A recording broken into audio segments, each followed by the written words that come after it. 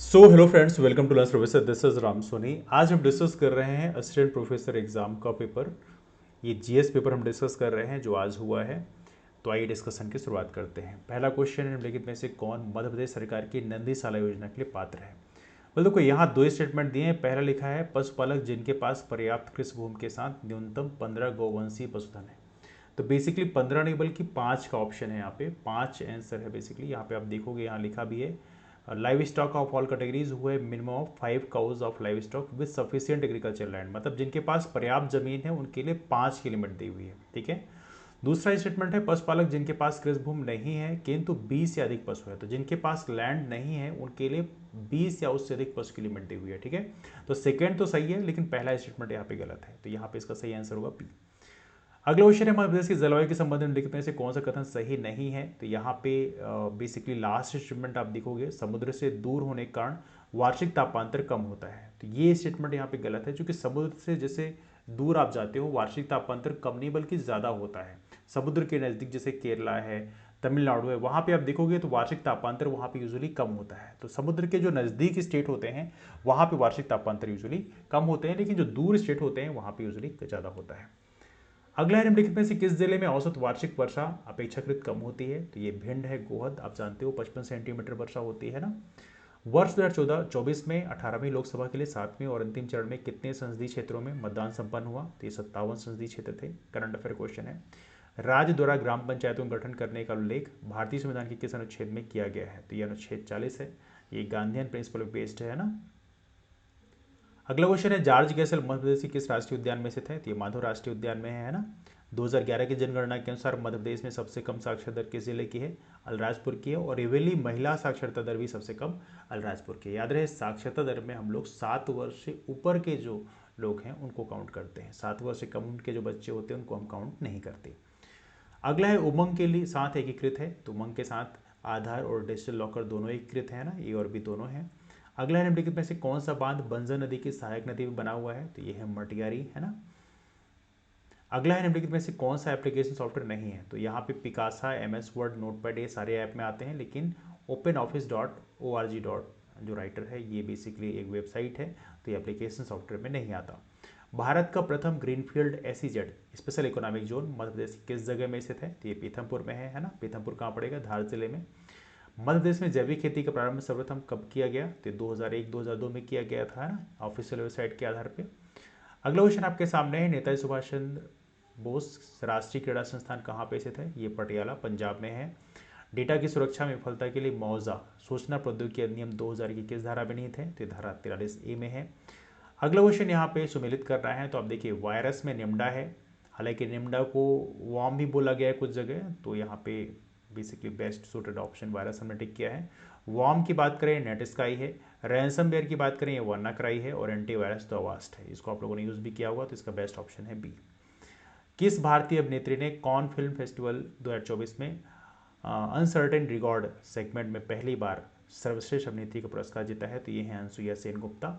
Evenly आप देख सकते हैं अनसुईया सेन गुप्ता के बारे में, ये काफ़ी महत्वपूर्ण है कि अनसुईया सेन गुप्ता को ये अवार्ड मिला है, और जिस फिल्म के लिए मिला है वो फिल्म है द सेमलेस, है ना। ये इसका लोगो है, आप देख सकते हैं। अगला क्वेश्चन आपके सामने है, साप्ताहिक समाचार पत्र कर्मवीर का प्रकाशन कहाँ से होता था। तो ये आप जानते हैं माखनलाल चतुर्वेदी जी के बारे में, तो ये जयपुर से होता था।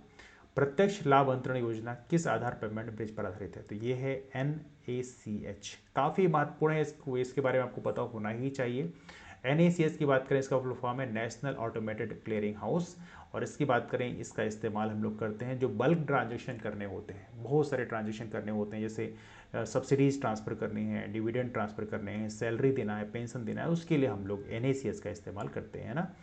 और याद रखिए, इसको डेवलप किसने किया था, national payment corporation of India, NPCI की तरह।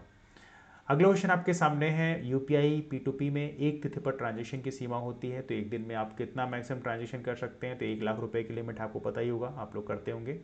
मध्य प्रदेश में ग्लोबल स्किल पार्क कहाँ पर स्थित है। तो ये है भोपाल में। और याद रहे, इस ग्लोबल स्किल पार्क का नाम क्या है। तो इसका नाम है Sant Shiromani Ravidas global skill park. All right. अगला क्वेश्चन आपके सामने है, 21st क्वेश्चन में देखते हैं, रामनगर मंडला में स्थित बेगम महल का निर्माण किसकी स्मृति में किया गया था। तो ये है चिमनी बेगम, जिनकी स्मृति में किया गया था। इवन ये भी पता होना चाहिए आप लोगों को किसने करवाया था। तो ये करवाया था बेसिकली चिमनी में रानी के लिए, किसने, हृदय शाह, किंग जो राजा हृदय शाह हैं इनके द्वारा कराया गया था। और ये कहाँ पे है, रामनगर मंडला में। और ये काफ़ी महत्वपूर्ण है, इसको आप विशेष तौर पे याद रखेंगे। बेगम महल को हम लोग बोलते हैं मोती महल ही बोलते हैं, ठीक है ना। अगला क्वेश्चन आपके सामने है, रोबोट क्या कर सकते हैं, तो ये कार बिल्डिंग, सर्जरी, विस्फोटक को ढूंढना, सारे काम कर सकते हैं, तो उपरोक्त सभी इसमें होगा। अगला है फायरवॉल को कार्यान्वित किया जा सकता है, तो ये कैसे कार्यान्वित किया जा सकता है, तो इसे हम सॉफ्टवेयर द्वारा कार्यान्वित कर सकते हैं। अगला क्वेश्चन है 2020-21 में मध्य प्रदेश में मैग्नीज के संबंध में निम्नलिखित में से कौन सा कथन सही नहीं है। तो पहला स्टेटमेंट है मैग्नीज उत्पादन में प्रदेश का देश में दूसरा स्थान था। बेसिकली उत्पादन में हमारा देश में पहला स्थान है, तो ये स्टेटमेंट यहाँ पे देखा जाए तो गलत है। दूसरा स्टेटमेंट है मैग्नीज निक्षेप में प्रदेश का देश में तीसरा स्थान है। तो बेसिकली देखा जाए तो निक्षेप की जब बात करते हैं, रिजर्व की बात करते हैं, तो यहाँ पे हमारा देश में तीसरा स्थान है। इवनली यदि आप रिपोर्ट आप देखोगे प्रॉपर तरीके से तो इसमें आपको ये मिलेगा भी, लिखा भी है Orissa tops the total reserve. तो रिजर्व में देखा जाए तो ये उड़ीसा टॉप में है, 44% शेयर है इसका। और कर्नाटका सेकंड नंबर पे है, मध्य प्रदेश यहाँ पे तीसरे नंबर पे है। लेकिन प्रोडक्शन की बात करोगे तो प्रोडक्शन में मध्य प्रदेश टॉप में है, सेकंड नंबर पे यहाँ पे आप जाओगे तो महाराष्ट्र है, फिर थर्ड नंबर पे उड़ीसा है। तो ये है आपका प्रोडक्शन और रिजर्व की रैंकिंग, ठीक है। तो ये है मैग्नीज के बारे में। तांबे की बात करें, तांबे के उत्पादन में यहाँ लिखा हुआ है 2020-21 में प्रदेश का तांबा उत्पादन में देश में प्रथम स्थान था, बिल्कुल सही बात है। सेकंड है तांबा निक्षेप में प्रदेश का देश में प्रथम स्थान है, तो ये बेसिकली गलत है।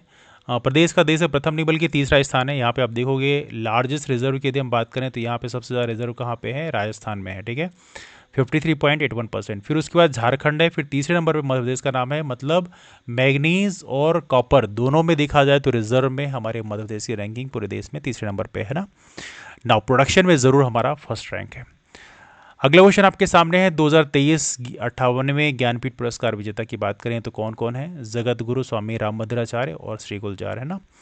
अगला क्वेश्चन आपके सामने है जागो और जागृत करो नाव पुस्तक रचयिता कौन है। ये मेरे क्वेश्चन मिला नहीं, इनकेस आपको मिला हो तो आप लोग जरूर कमेंट करके बताएं, है ना। नाच चांद का मेला किस स्थान पर आयोजित किया जाता है, तो ये है पन्ना में। That's very basic question. अगला है मध्य प्रदेश विधानसभा के प्रथम अध्यक्ष कौन थे, तो ये है पंडित कुंजलाल दुबे। किस भारतीय महिला को green Oscar Whitley gold award 2024 से चुना गया है, तो ये है डॉक्टर पूर्णिमा देवी वर्मन। अगला क्वेश्चन है मध्य प्रदेश में विद्युत आपूर्ति वितरण एवं प्रबंधन के संबंध में निम्नलिखित में से कौन सा कथन सही नहीं है, गलत स्टेटमेंट बताना है। तो यहाँ पे लास्ट वाला आप देखो, मध्य प्रदेश विद्युत मंडल मतलब MPEB अब अस्तित्व में नहीं है, ये स्टेटमेंट सीधा इसमें गलत है, तो ये स्टेटमेंट यहाँ पे गलत हो गया।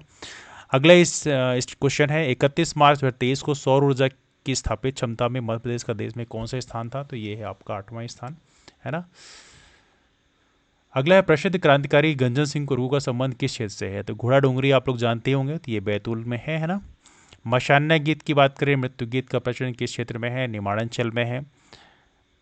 अगला क्वेश्चन है भारत वन की दशा रिपोर्ट 2021 के अनुसार निम्नलिखित में से कौन जिले में वन आवरण 33% से भी कम है, तो ये है आपके छतरपुर में। बाकियों में 33% से ज़्यादा है, छतरपुर में 20% के आसपास है।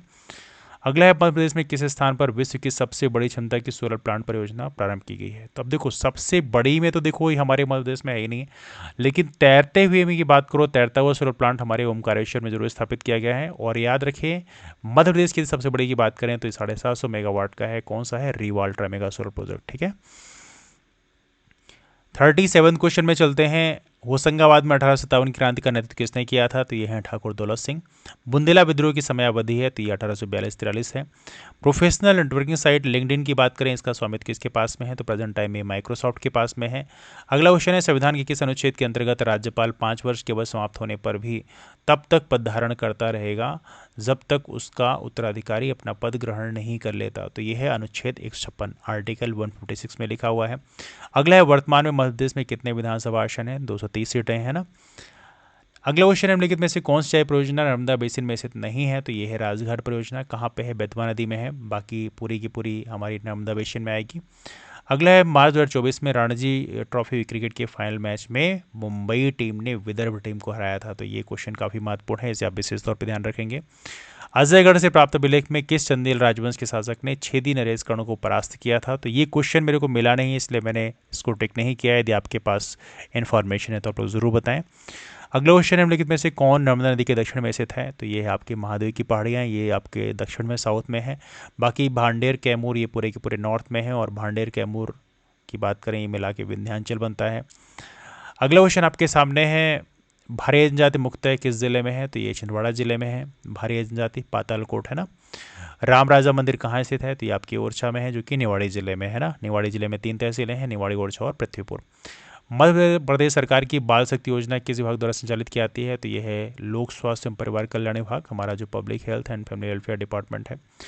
अगला आपके सामने है ई बस पहल का संचालन किस विभाग के द्वारा किया जाता है, तो यह है औद्योगिक नीति एवं संवर्धन, department of industrial policy and promotion. And last question है, एक जिला एक उत्पाद के अंतर्गत सतना जिले का उत्पाद क्या है, वन डिस्ट्रिक्ट वन प्रोडक्ट, तो ये है टमाटर। इस समय ओडीओपी बहुत इंपॉर्टेंट है, ये क्वेश्चन अक्सर पूछे आते हैं हर एग्जाम में, तो ये आपको जरूर याद होना चाहिए, है ना। तो चलिए डिस्कशन की वाइंड अप करते हैं यहीं से। यदि आपके पास कोई डिस्प्यूट है तो आप लोग कमेंट करके जरूर बताएं। हमारा टेलीग्राम ग्रुप है राम सोनी MBPSC, उसको आप जरूर ज्वाइन कर सकते हैं, वहाँ पे इसका PDF मिल जाएगा। That's all, thank you.